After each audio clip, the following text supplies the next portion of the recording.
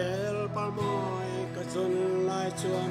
ka nung lam le ka koe ngai lo min kan na po ka don ngai lo sol kong so in kal bo thi le kum te del zerin mal som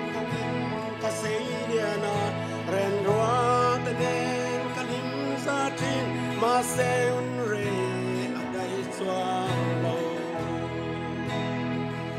yung vang nghe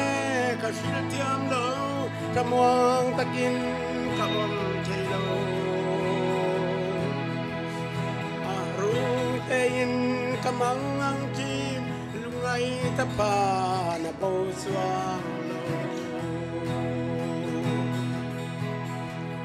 kun le kum te in hel zerin mal so ka din na leng me dil ko ta avarap tan don endo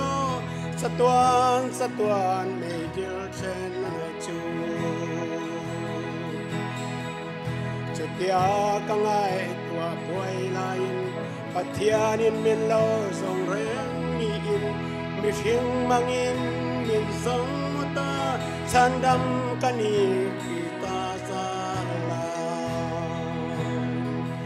lom na soi pia chil ta mai su ka tin lunga akal yam ta kapyang ya ni tui alwa lungai pa ni tologi sandam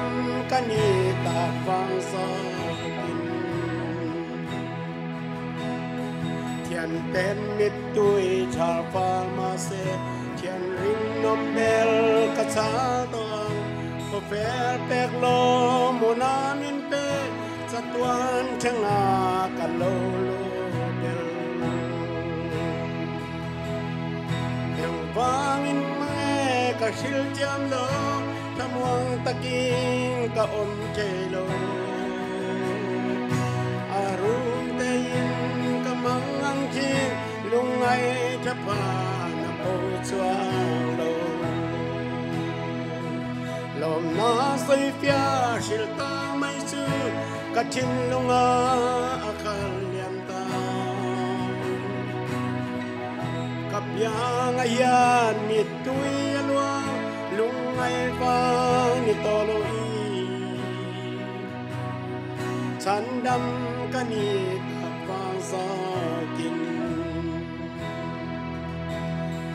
la sang na dele igena oi sun sun itan charang to pan thakin thwang pek sakta hen